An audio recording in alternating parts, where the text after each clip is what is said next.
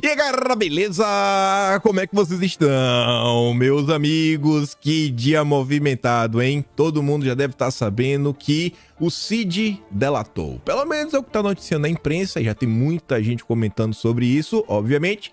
Vamos falar um pouquinho. Tem algumas notas que eu acho que são interessantes, relevantes. Não saiu muita coisa na imprensa sobre esse tema. Tá todo mundo assim, meu Deus, o que está acontecendo? Mas antes, quero abrir o vídeo de hoje comentando sobre o Dilma. Ontem ele viralizou com sua fala sobre o Putin, falou que se vier ao Brasil, não vai prendê-lo. E a gente tem que falar porque esse assunto tem muito mais por trás do que as pessoas estavam debatendo. Quero mostrar umas coisinhas para vocês, algumas notas que já saíram nas últimas horas, porque aqui nós falamos e mostramos.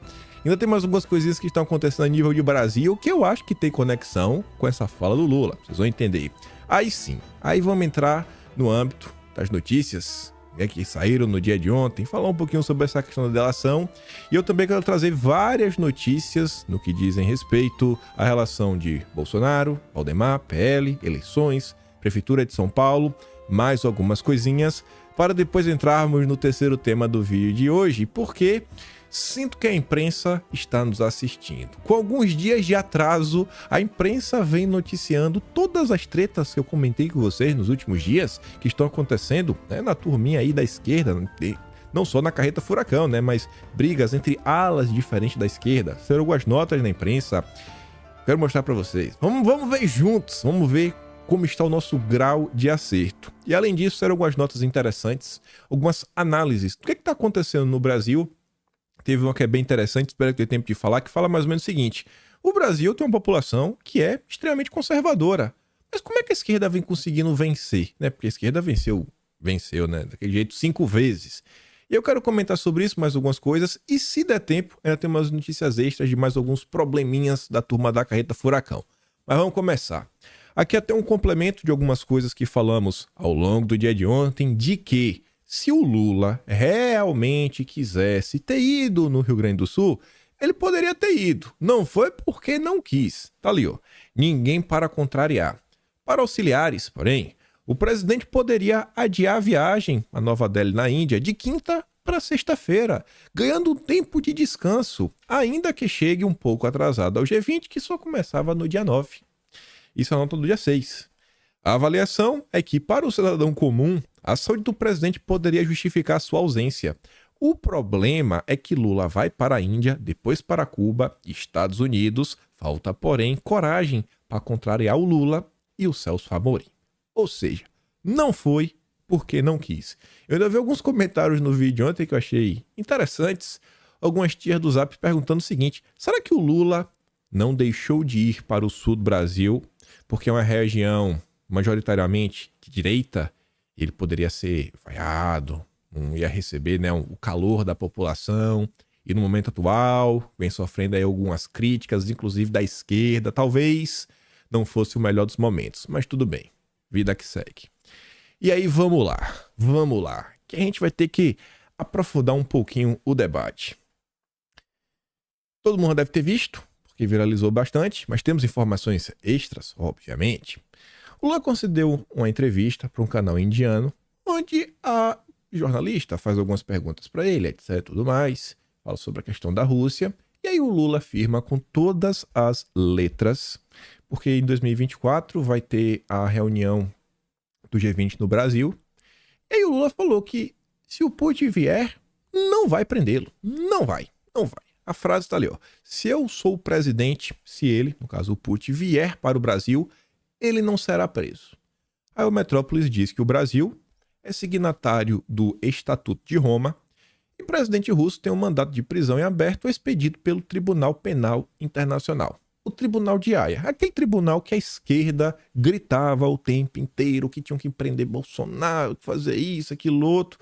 Principalmente lá no período 2020, 2021, tava toda aquela confusão, aquele fecha tudo. Vocês devem lembrar muito bem. Sobre isso, vamos por partes. Sobre a questão do Estatuto de Roma, o jornalista do Metrópolis, Samuel Puncher, coloca o seguinte, ó: a fala do presidente afronta o decreto de 25 de setembro de 2002, em que o Congresso Nacional aprovou o texto do Estatuto de Roma. E tá ali, ó. Dá uma olhada. Decreta, artigo 1º, o Estatuto de Roma do Tribunal Penal Internacional, apenas por cópia ao presente decreto, será executado e cumprido tão inteiramente como nele se contém. Eu nem lê o resto. Tá ali. Tá bem claro. No último ano de Fernando Henrique Cardoso, sancionado por ele mesmo. Fernando Henrique Cardoso e embaixo Luiz Augusto Sonte Brisson de Araújo Castro. Tá ali a turma que assinou. O Samuel Puncher também nos lembra que a fala do Lula também contraria a Constituição. Ele coloca ali dizendo que o parágrafo 4º do artigo 5º, promulgado pela Constituição Federal de 88, estabelece que, artigo 5º, parágrafo 4º, Constituição Federal, o Brasil se submete à jurisdição de Tribunal Penal Internacional, a cuja criação tenha manifestado adesão. E ainda assim, o Lula falou o que falou. Falou uma baita besteira. Mais uma vez, falou, né, um absurdo. O grande ponto que eu acho que tem que ser colocado e que eu acho que é realmente o ponto que deveria ser explorado é a situação aqui, ó.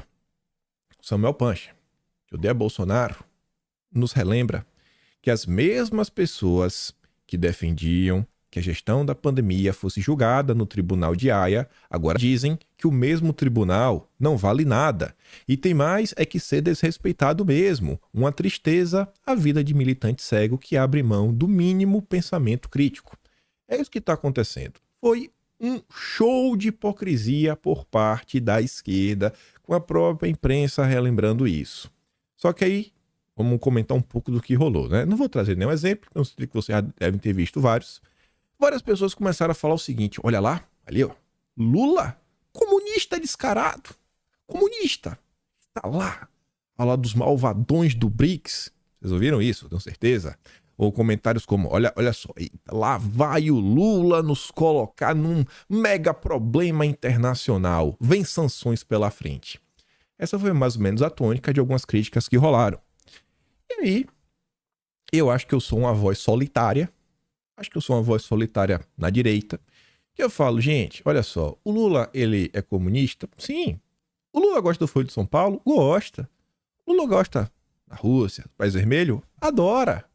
Mas na hora da bola dividida, o Lula é vassalo do Biden. Eu bato nessa tecla e eu mostro porque eu creio nisso. Aí teve essa situação ontem, e aí agora? Em tese, o Lula fez uma afronta, né, ao Biden. Será mesmo?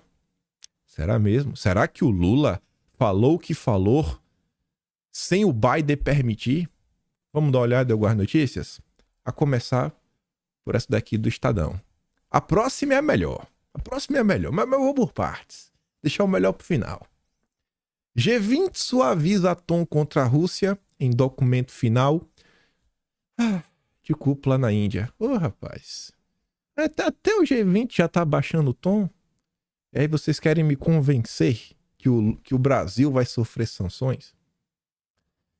Os países do G20 decidiram abrandar o tom a tratar da questão lá na Europa, com o objetivo de chegar a um comunicado conjunto de consenso na cúpula em Nova Delhi. O documento poupa, sabe o que é poupar? O documento poupa a Rússia. Os países ocidentais, aliados, inclusive da Ucrânia, sobretudo do G7, precisaram fazer concessões para incluir palavras que agradam a Moscou, além de contemplar as preocupações dos comuns. Oh, meu Deus, os países já estão agradando. Oh.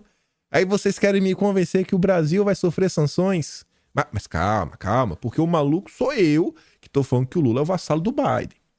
Os líderes reunidos na Índia aprovaram a remoção de um trecho inteiro do texto que exigia a retirada total e incondicional das tropas russas do território. Tira, não coloca. O novo comunicado, conhecido como Declaração de Líderes do G20 de Nova Delhi, não fala mais em condenação da coisa, né? Mas nem sequer cita a invasão e a ocupação militar feita pela Rússia em fevereiro de 2022. As sanções não são mais objeto de menção no texto. Rússia condiciona a reabertura do corredor de exportações do Mar Negro às suspensões delas. Na declaração, ó, os países apelaram por uma implementação rápida dos acordos intermediados na Turquia, de exportação de grãos, cereais, fertilizantes, produzido tanto na Ucrânia como na Rússia. Os países do G20 são todos aqueles que você conhece muito bem. A França do Macron, Estados Unidos do Biden, né? Inglaterra, né? O Reino Unido tá lá. Toda a turma, né? Bacana, a porreta, mundo ocidental. Mas não, o Lula confrontou o Biden. Eu fico assim olhando o que passa na cabeça das pessoas.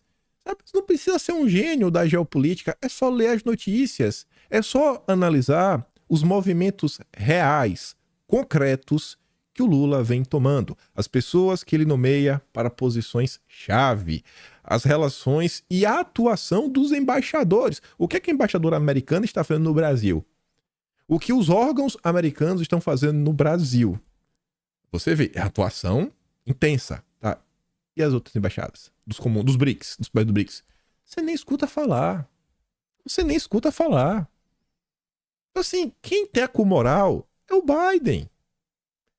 Nos últimos dias, os diplomatas que coordenaram as negociações se debruçaram sobre os temas do texto. As conversas haviam travado juntamente nesse assunto.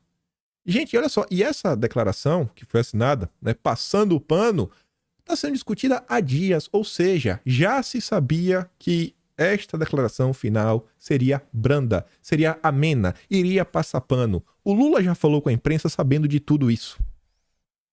Mas calma que o melhor vai vir agora, depois dessa, ó. Com o anúncio de última hora, nem o Putin, nem o Xi, eles foram pro evento. Nem foram, mas não estão nem aí. Não estão nem aí. E aí, veja. Patrícia Campos Melo. Essa daqui é uma, né, das estrelas do consórcio. A nossa gloriosa Patrícia Campos Melo estava na Ucrânia recentemente, entrevistando o Zelensky. Patrícia Campos Melo, acho que ela tem autoridade para falar isso daqui. O G20 evita condenar a Rússia diretamente pelo conflito em comunicado final. Aí é o que a Patrícia Campos Melo nos conta em um determinado momento. O resultado obtido, né, essa declaração final, tem um consenso, todos os países votarem, você pega o texto e vai ver que ela fala isso, representa uma vitória para a Índia, que arriscava se tornar o país sede da primeira cúpula do G20 sem um documento final de consenso. Isso é importante. Os Estados Unidos querem trazer a Índia para perto. Quem diz isso? Sou eu? Não.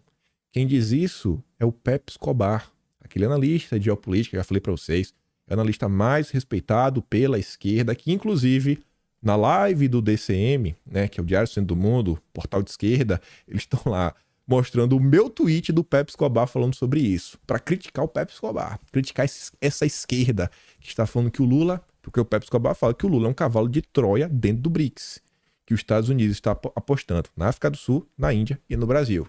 Um cara de esquerda, né? Mas o Lula, meu Deus, é o homem do BRICS.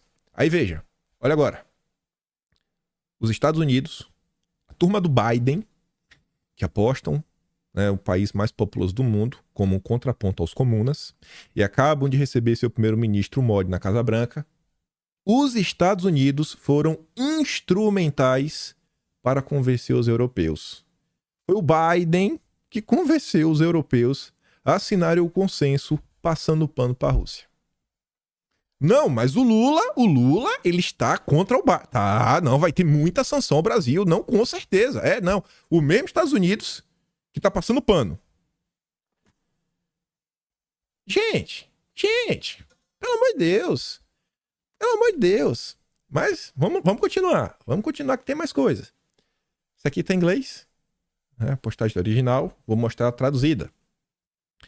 Os zongueiros, mais especificamente o CFR, que é o Conselho de Relações Exteriores, uma associação fundada pelos Rockefeller lá atrás, que a turma da esquerda, num passado mais criticava de uma forma assim ferrenha. E a organização ligada ao Deep State, né? Ao Partido Democrata, a ala do Biden, né? Dentro da política americana. Pois o CFR não chamou a jornalista para participar de uma reunião ainda esse mês com Ebrahim Raisi. Sabe quem é esse cara? É o presidente do Irã. Não, mas veja só o Lula.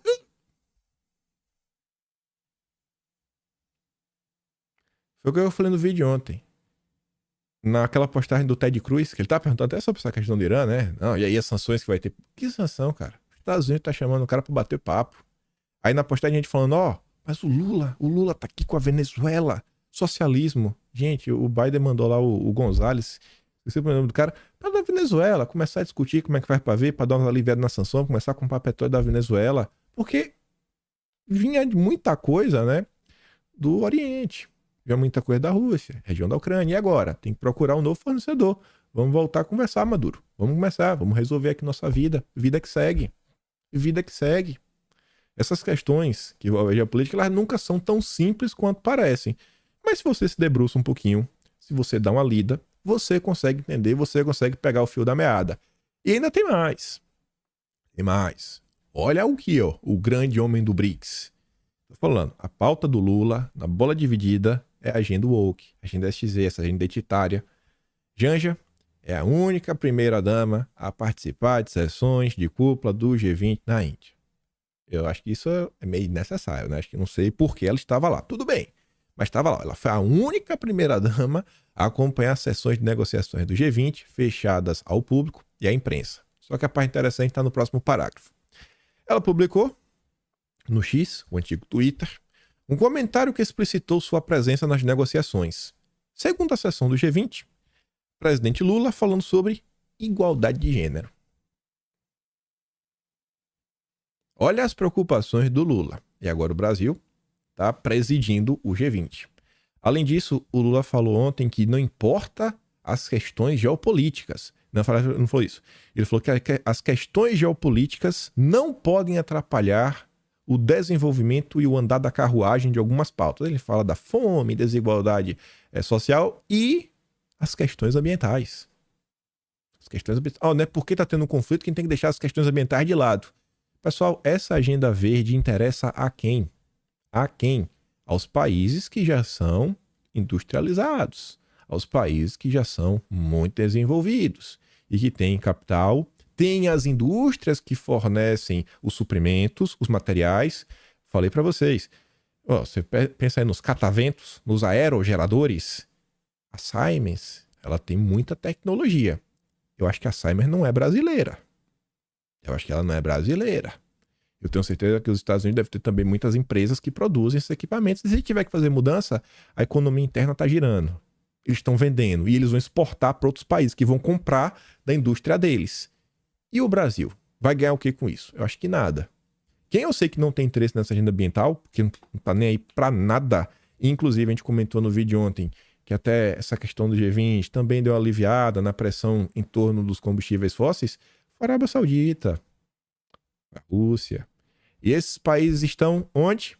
Bom, a Arábia Saudita acabou de ingressar, né, no BRICS expandido, do BRICS Plus. Olha que interessante. Então Lula, ele usa o G20 para reforçar que, independente do conflito, temos que colocar a proteção do meio ambiente acima de qualquer coisa. O que prejudica exatamente a turma do BRICS, o sul global, os países emergentes, os países pobres, os países subdesenvolvidos, sei lá, fale do jeito que você quiser, referencie do jeito que quiser. Qual o nome, o conceito, o adjetivo que você vai usar, mas os ricos estão de boa, os pobres estão bem chateados. Simples assim. Simples assim. Mas tem mais coisa. O Lula vai sofrer sanções do Biden, né? Esse Lula. Esse aqui. Lula, Biden e o Modi lançam a Aliança Global de Biocombustíveis. Esse o Lula que vai sofrer sanções? Brasil, Estados Unidos e Índia lançaram neste sábado a Aliança Global de Biocombustíveis.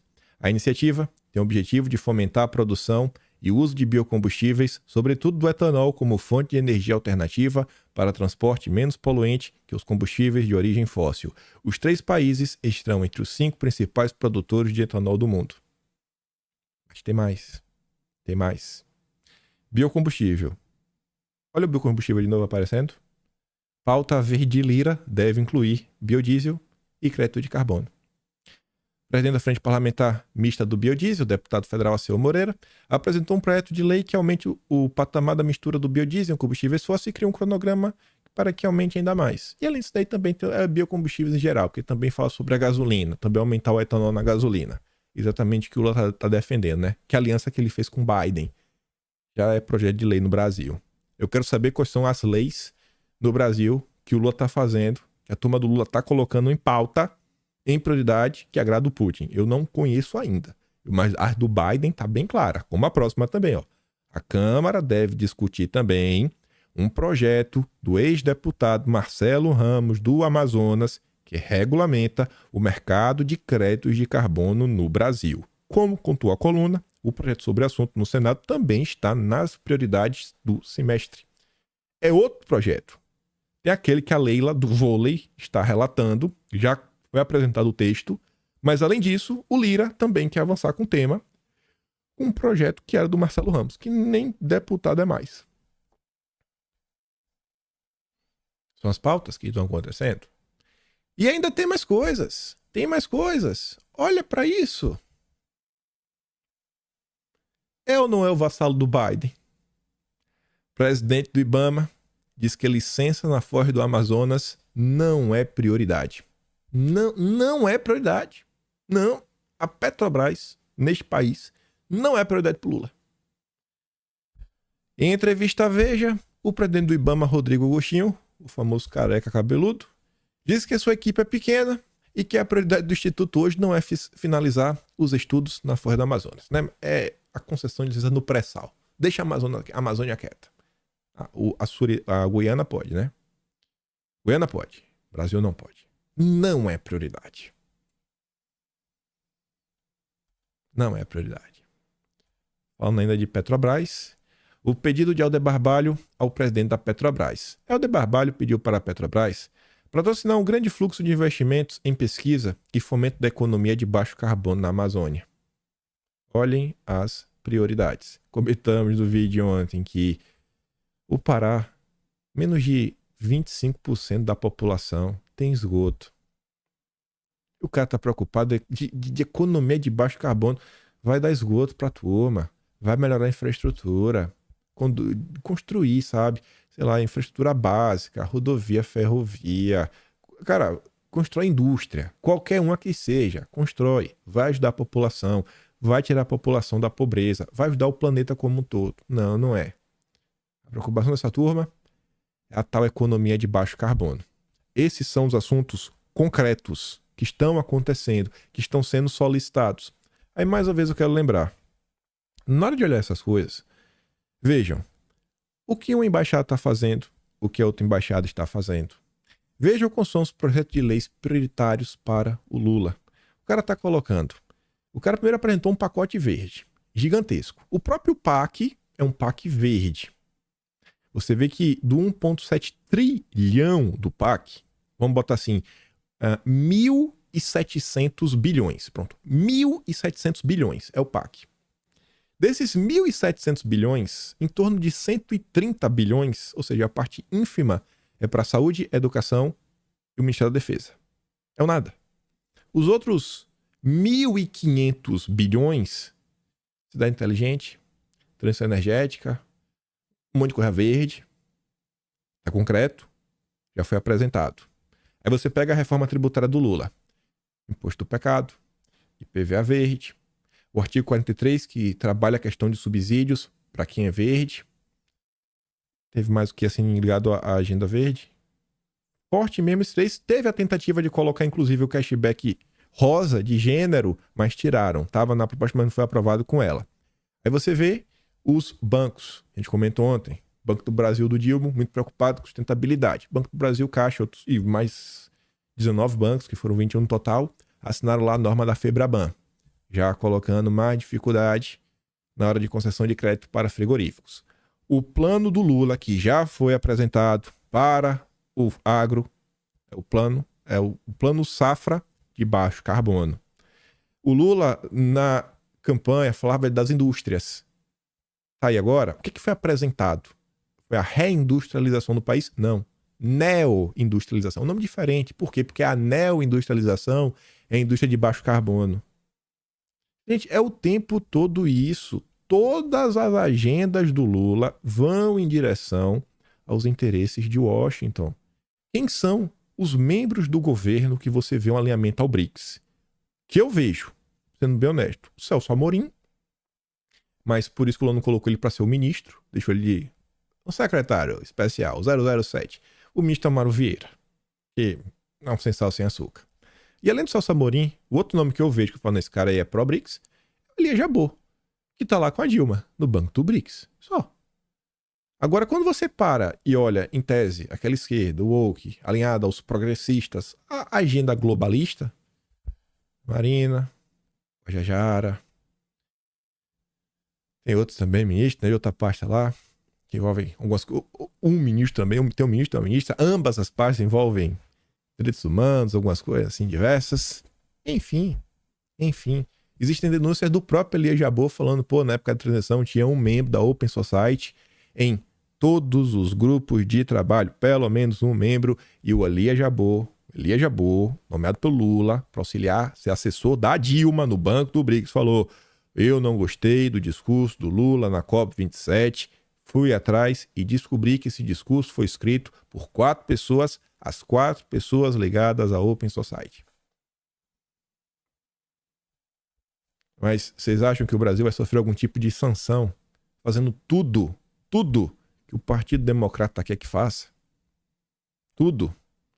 Eu espero, de coração, que ano que vem, nossa, se a direita vencer por lá, eu acho que muita coisa pode melhorar. Muita coisa pode melhorar no Brasil, porque o Lula não vai ter esse apoio, não. O Lula não vai ter esse apoio que ele teve. Isso aí eu tenho certeza. Pode não ter uma força contrária, mas pelo menos vai perder um apoio lá de fora. Mas vamos continuar, que tem muito mais coisa pra gente falar. Enfim, ontem a imprensa como um todo divulgou a questão da delação.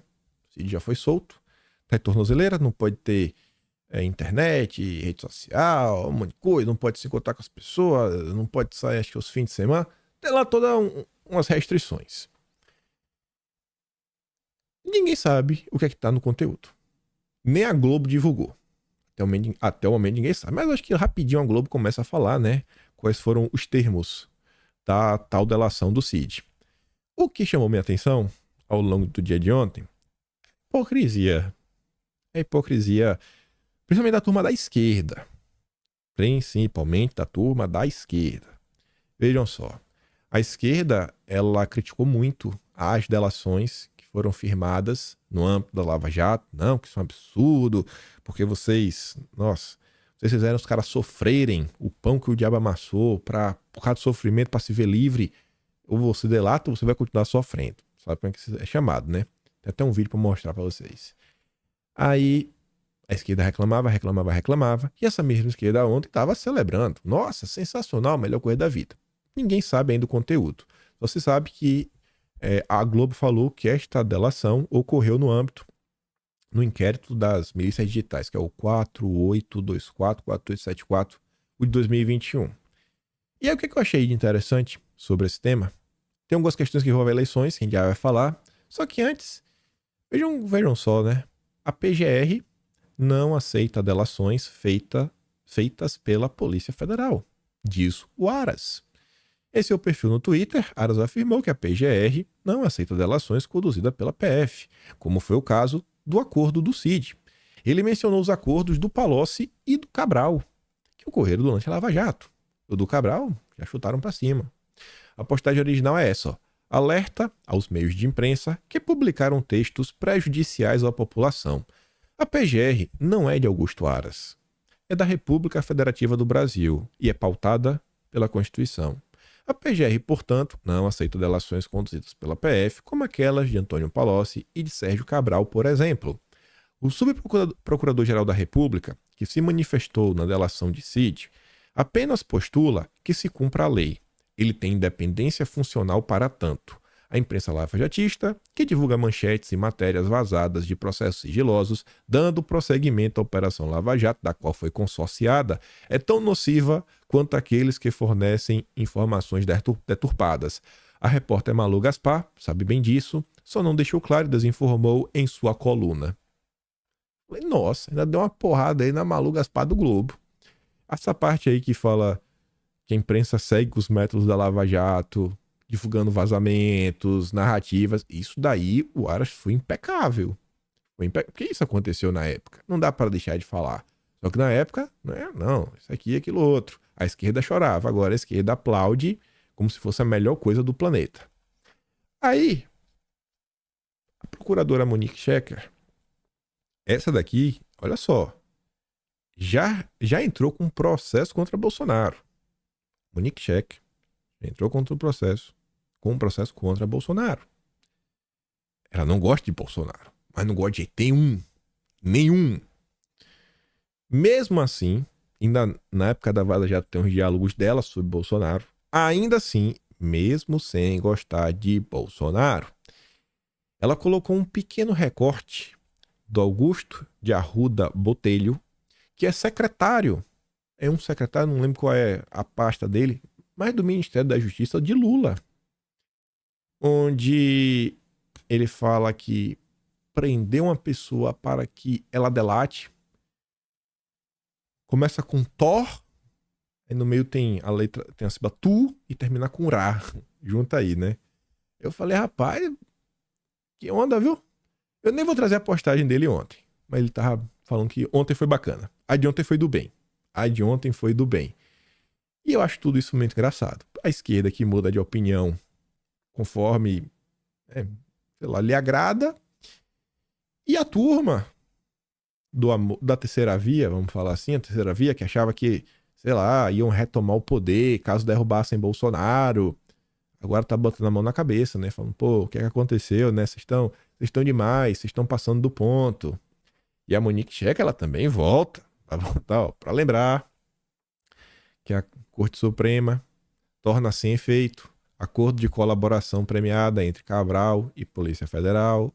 A maioria dos ministros acolheu o argumento da PGR de que o acordo não poderia ter sido firmado sem a concordância do Ministério Público. Bolsonaro falou, né? Você vai sentir saudade de mim. Os isentões, eles nunca vão assumir. Mas, gente, olha, a diferença foi isso daqui. Se não fosse a turma do voto Lulo e os isentões, não, tava tudo de boa. Mas, Bolsonaro que era o problema, né? E aí, falando um pouco mais dessa delação, o conteúdo em si até o momento, ninguém sabe. Até o momento que eu gravei esse vídeo, às 7 horas da manhã do domingo. Eu tava até achando que era segunda-feira, tava com cara de segunda-feira, mas não, tava errado. Eu quase comecei o vídeo com minha frase de segunda-feira. Mas vejam só. Delação de Cid provoca pânico no clã Bolsonaro e cúpula do PL teme impacto na eleição de 24. Manchete meio estranha, né? Cúpula do... Já tá enfiando até o PL no meio. Aí você vai olhar o subtítulo. Dirigentes do partido avaliam que, de cabo eleitoral poderoso, o ex-presidente pode se transformar em político tóxico a ser escondido no palanque. Já tá começando a levantar narrativa. Eu não consigo ver o que é que eles vão falar de Bolsonaro para as pessoas que votaram em Bolsonaro em 2022 e as pessoas que estão vendo o quão errado elas estavam a apertar o 13 e os que votaram Lula. Eu acho que essas pessoas, cara, o que aconteceu com Bolsonaro, as pessoas não vão mudar de ideia. Eu acho que Bolsonaro segue com esse apoio e tendo a acreditar na tese que vai se repetir o que está acontecendo nos Estados Unidos. Quanto mais batem no Trump, mais forte ele fica. Mas tudo bem. Isso eu estou falando em termos eleitorais. Aí tá ali. Um interlocutor do ex-presidente disse à coluna sob reserva. Que interlocutor é esse, hein? Que ninguém no PL tem dúvidas de que mais denúncias contundentes vão aparecer. Então acho que é alguém ligado ao PL. Esse é algum amigo do Valdemar. O presidente do PL, o Valdemar, tem afirmado em público que Bolsonaro está sendo alvo de várias injustiças. Mas, segundo a coluna, portas fechadas, o Valdemar não esconde o receio com o impacto da delação de Cid, né? ajudando Jorge Bolsonaro na montagem das alianças do partido para as eleições municipais de 24, principalmente em São Paulo. Ó, rapaz, tem uma cidade específica, o Valdemar tá preocupado. 5 mil municípios, mais de 5 mil municípios, mas o Valdemar tá preocupado com São Paulo de um jeito, mas de um jeito sem igual. Aí o que é que o Valdemar vai querer propor com isso? Ó, Bolsonaro, é porque foi difícil pra tu, né? Então, aquela história que você ia poder lançar os seus candidatos. Não, você não é capaz disso, não. Deixa, Bolsonaro, que eu resolvo.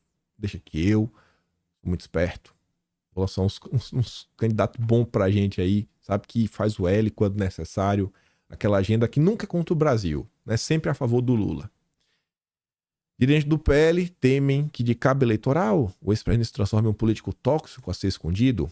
Até agora, o partido apoia a reeleição do Ricardo Nunes na capital paulista. Nunes, porém, vive uma encruzilhada política.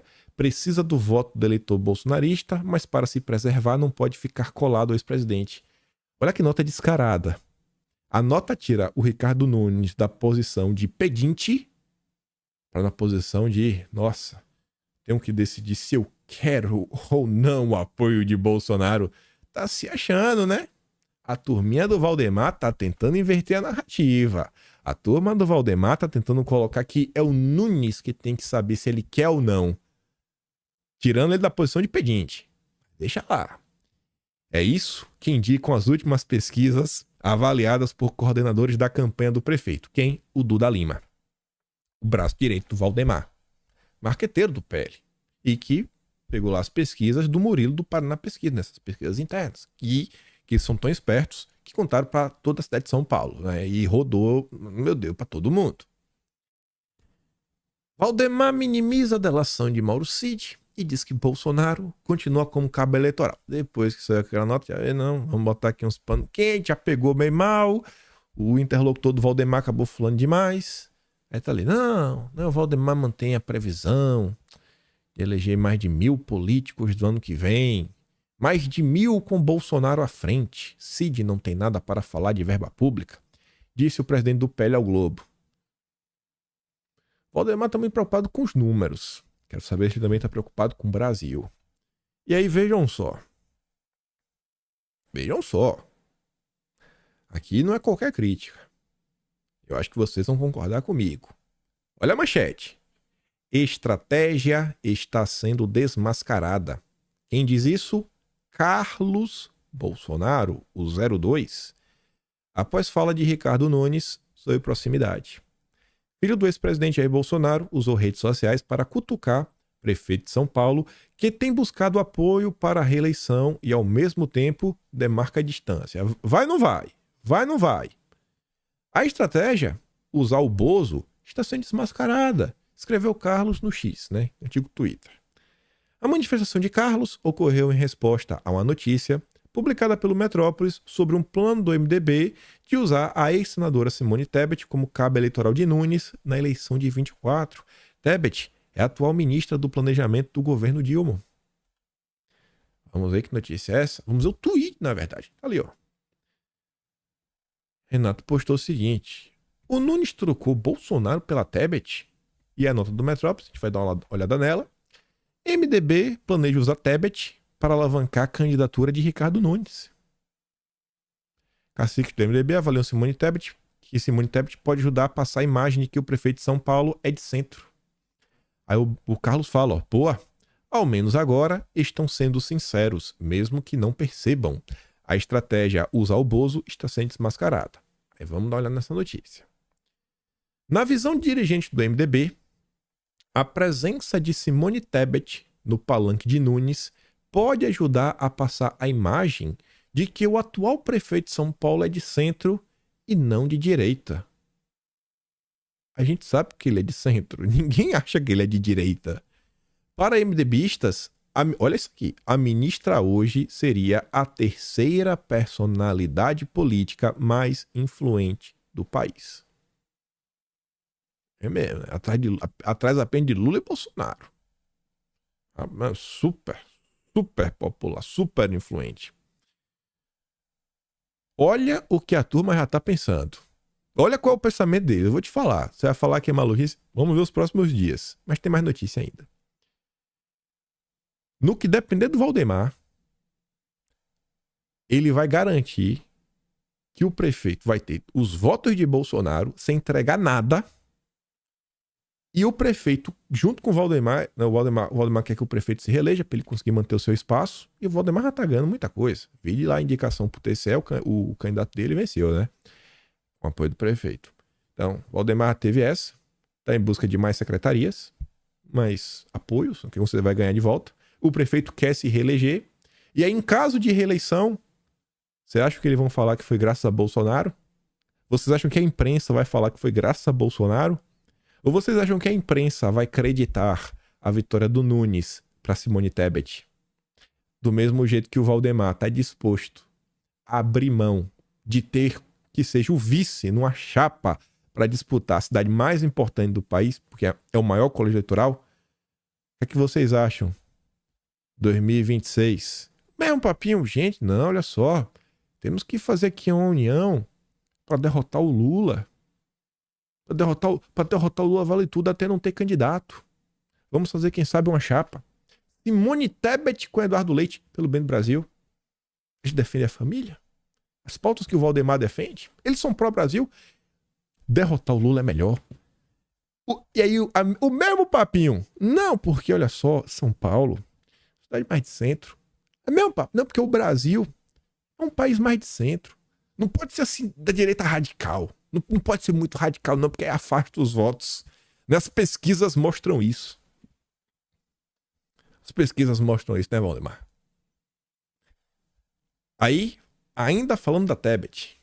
Tebet entra para seleto grupo de referências do MDB e ajuda partido a renovar a imagem. Reelegendo Nunes, do jeito que o Valdemar está tentando fazer com o apoio do Dalima, é para entregar os louros, caso consigam, para Simone Tebet. A ministra do Planejamento entrou para um certo grupo de referências do MDB. Tá lá com Tancredo, Itamar, Sarney, Tebet e o Temer.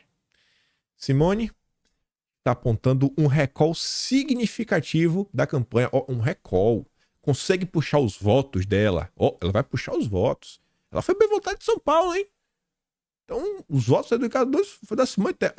Os votos nulos em brancos, todos foram de Bolsonaro. Assim, esquece. Vou computar. Simone Tebet teve quantos votos de São Paulo? Sei lá. 30 mil. Se o cara tiver 30 mil votos, foi 30 mil só por causa da Simone Tebet. Vai ser assim, isso que é demais, porque ela tá cada dia mais influente. Cada dia mais influente. A coisa tá tão absurda que nem a imprensa mais. Mas que tu também te escondeu. Explana mesmo. A semelhança de Deltan e Ricardo Nunes em relação a Bolsonaro. Tá todo mundo vendo. Mas o Valdemar se acha o espertão. A postura do prefeito de São Paulo, Ricardo Nunes, guarda uma semelhança com a de Deltan Dallagnol.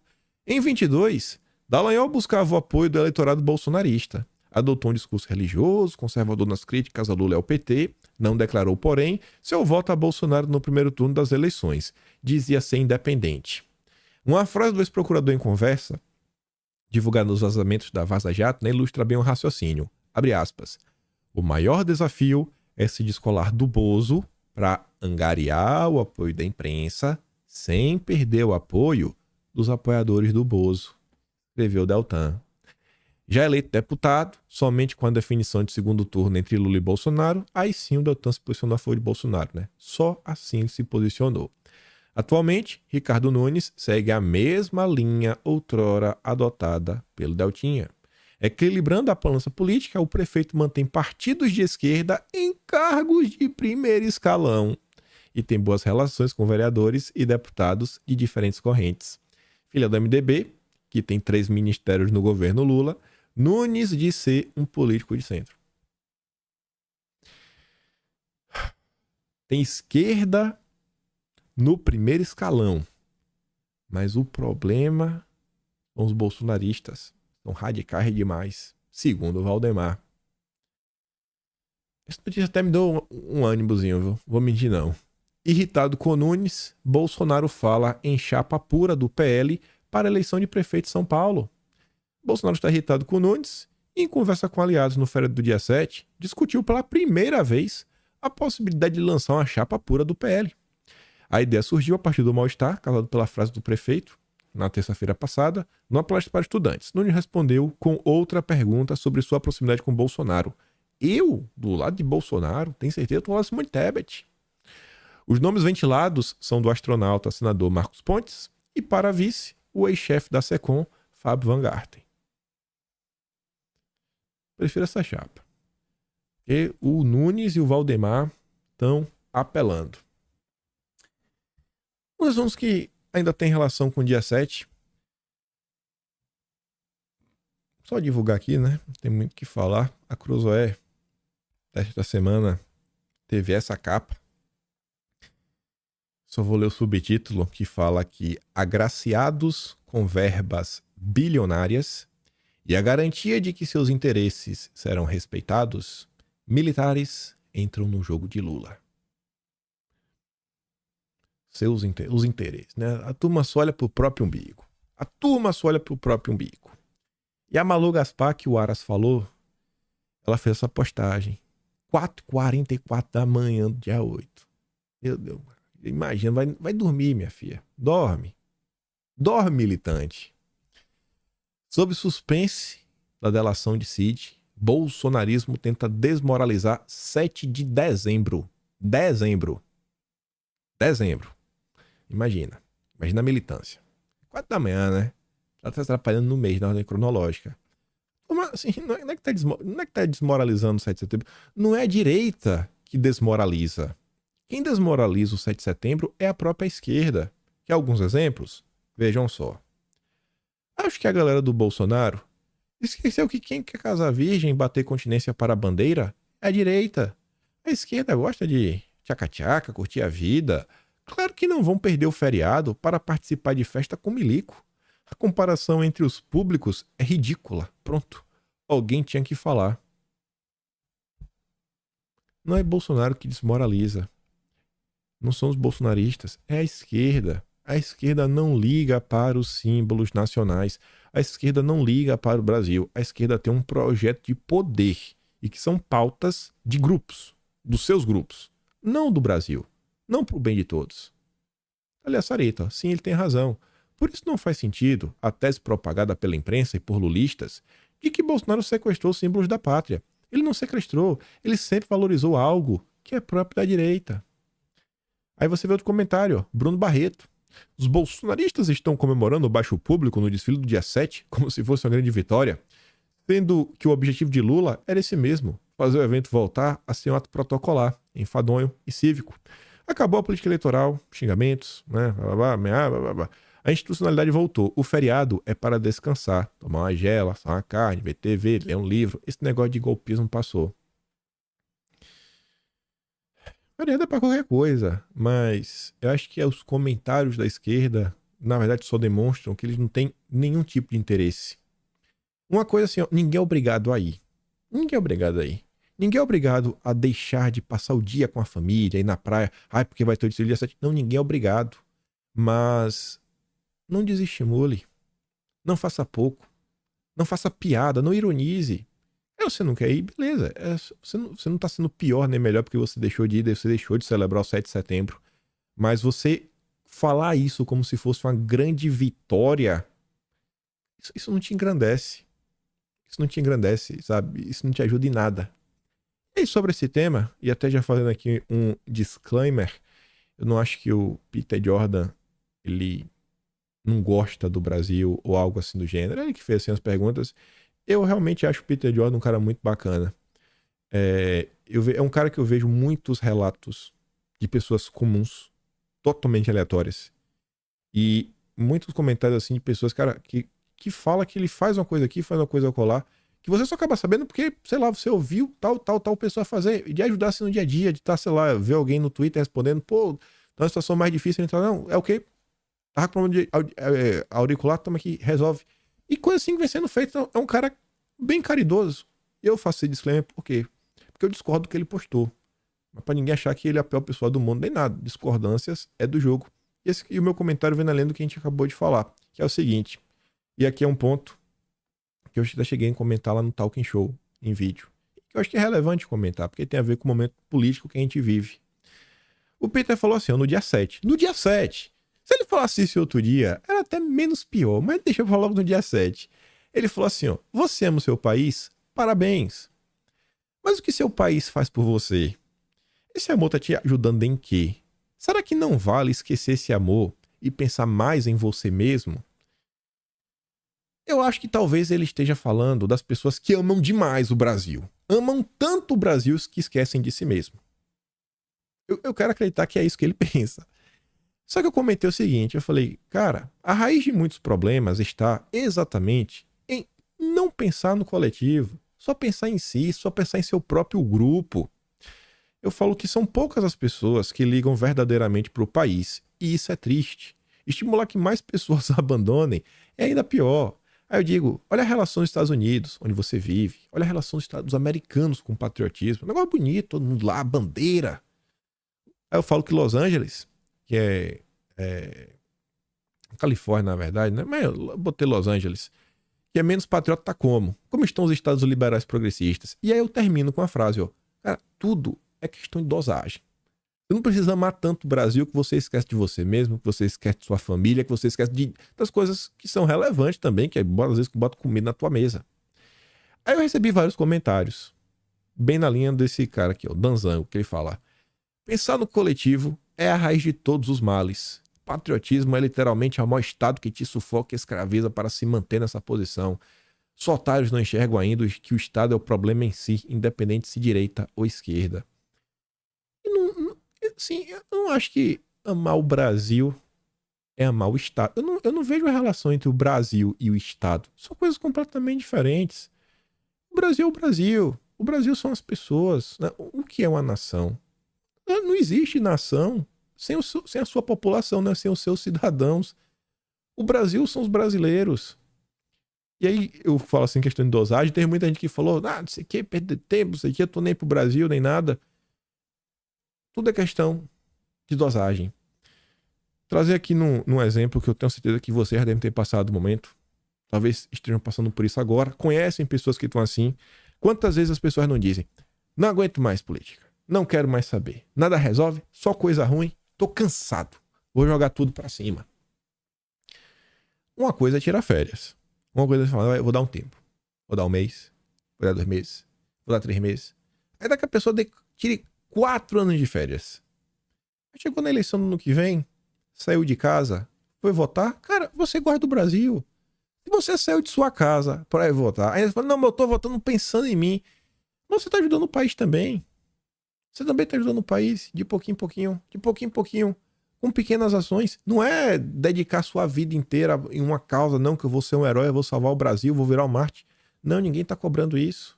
É normal as pessoas se sentirem desmotivadas, mas ao mesmo passo que se as pessoas elas não se preocupam com o seu meio, com o vizinho, pensa antigamente. Eu tenho certeza, vocês que têm minha idade pra cima, quem tem 30 pra cima, eu não tenho 30, eu tenho 32, tô velho. Eu pra mim me acho velho. Cara, você brincava na rua, você fazia alguma coisa errada, a vizinha contava pra minha avó, contava pra minha tia, contava pra minha mãe. Por quê? Porque é só fofoqueira? Não, porque se importa. Se importa com as pessoas. É o básico. Hoje em dia é capaz de você falar, o pai querer te bater, né? Não, tem instrumentando, quer falar de meu filho.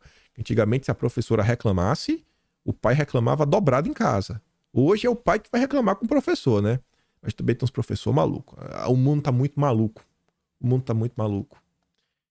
E aí, pra não ficar batendo muito nessa tecla, lembrem do que as pessoas falam sobre o regime militar, 64 e 85. Muita gente fala o seguinte, não, os erros deles foi porque eles não combateram os comunistas na questão cultural. Foram lá, né, tinha lá os grupos tocavam terror, mas na questão cultural deixaram de lado. Mas e onde é que estava a população? Onde é que estava o brasileiro? Onde é que estavam os professores de direita, os juízes de direita, os advogados de direita, a turma de direita? Estavam fazendo o quê? Naquele tempo, pelo menos naquele tempo não estava vivo. Mas durante toda a década de 90, início dos anos 2000, eu cresci escutando que política não se discute. Hoje tá horrível as coisas. Mas mesmo com coisas horríveis, pelo menos a gente olha para a sociedade e a gente vê pessoas que elas não são especialistas em política, mas elas compreendem minimamente o que está acontecendo. Elas têm um posicionamento, elas começou a ter valores dentro de si, moral. E isso foi o que nos trouxe até aqui. A guinada que o Brasil deu de 2013 até 2018, culminando com a vitória de Bolsonaro, foi um negócio assim, sem precedentes. Tanto que tem tendo reação até hoje. PL 2630, fake news, regulamentação das redes. Tá cansado, tá desmotivado, isso é normal. Mas não dá para abandonar o Brasil. É questão de dosagem. Não precisa ser Marte. Não precisa dedicar a sua vida ao Brasil. Sair de casa para votar. Já tá se preocupando com o Brasil. Você vê seu vizinho falando uma coisa, você conversar com ele, tentar contar, falar dos problemas que acontecem, você tá se importando com o Brasil. Você está se importando com o Brasil, é se importar com o próximo. É coisa bem simples.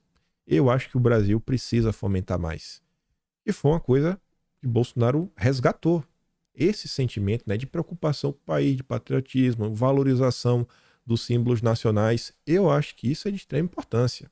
Mas tudo bem também que quiser discordar. Aí vamos continuar. Vamos continuar que aqui vamos medir a nossa taxa de acerto. Venho comentando para vocês nos últimos meses que a esquerda, ela não é um grupo único. Ela tem pelo menos aí sei lá, na pior das hipóteses, pelo menos 2 grupos, bem claros. A turma woke, ligada à ala mais dos globalistas. Você tem em tese aquela esquerda mais raiz, ligada, quem sabe, talvez ao BRICS. Eu acho que nenhum dos 2 grupos estão certo. Estou a favor do Brasil.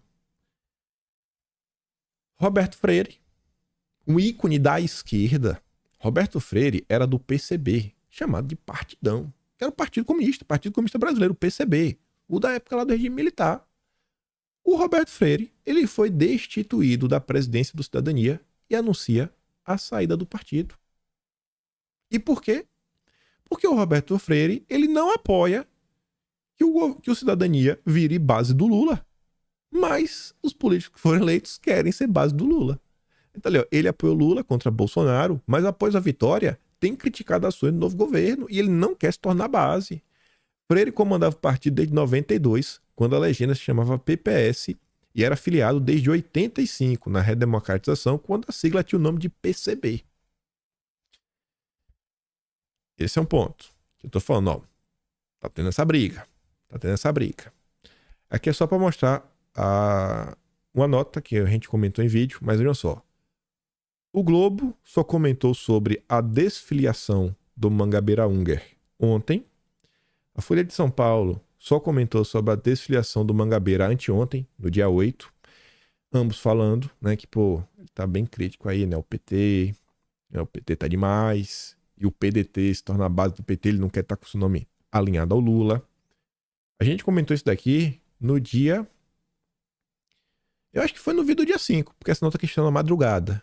Ou foi no dia 5 ou foi no dia 6. Mas comentamos antes da imprensa. Vocês veem que eu sempre faço questão de trazer nota. Globo, Folha de São Paulo, Veja, Metrópole, etc. No meio do vídeo, uma nota da Infomax. Por que eu trouxe a nota da Infomax? Não sei por razão. Eu estava acompanhando o debate da esquerda e eu vi a turma da esquerda no Twitter, no X agora, no X, falando, ó, Mangabeira saiu. Eu falei, eita, saiu? Eu comecei a olhar, porque não é um nome qualquer.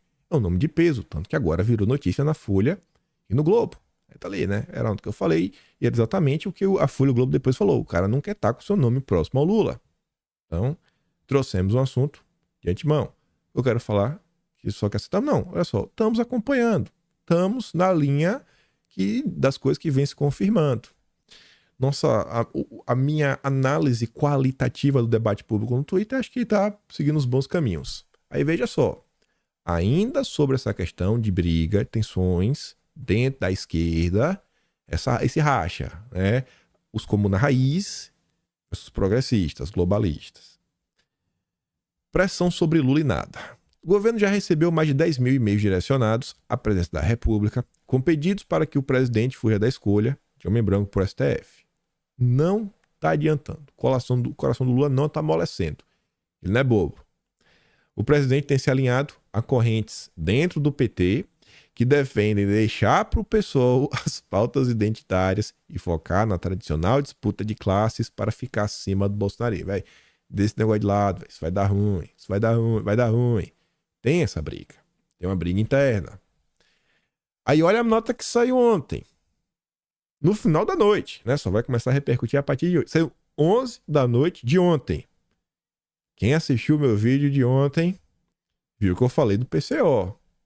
Porque o PCO incomoda a esquerda e agrada a Bolsonaro. Pelo amor de Deus, né? Não agrada a bolsonarista. Ele é igual relógio parado. 2 vezes no dia bate certo.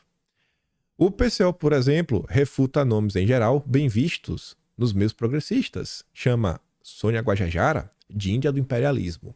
Diz que Flávio Dino é de direita. Gosta de baixar o porrete.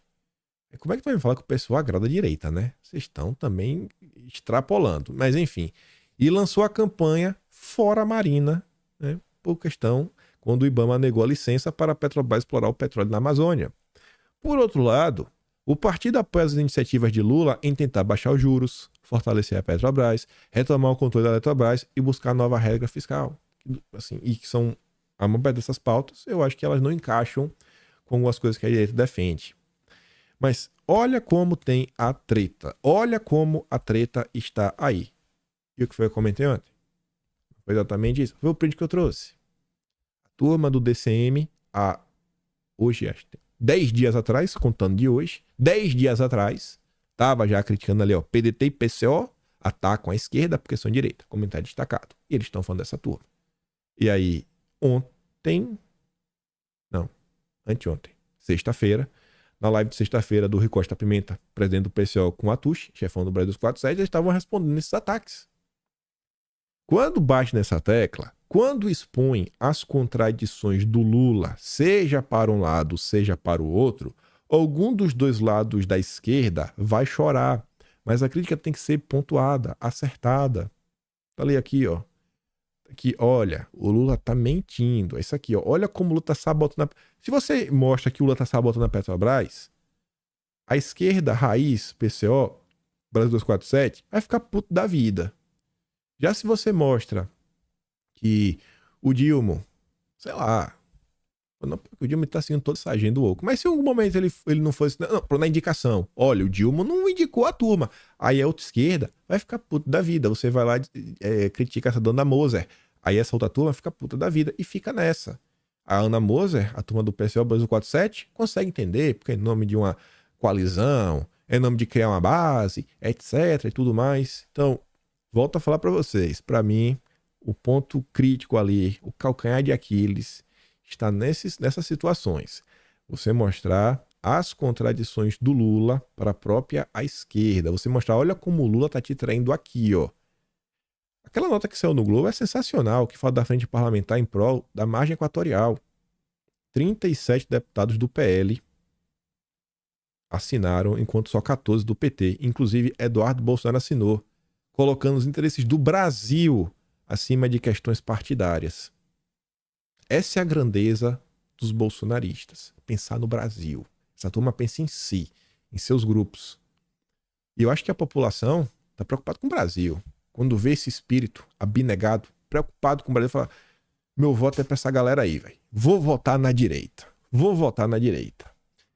Eu queria comentar essa nota aqui, mas ela é meio longa. Eu queria comentar com mais calma, senão eu vou gastar mais 10 minutos. Já vai ficar muito longo.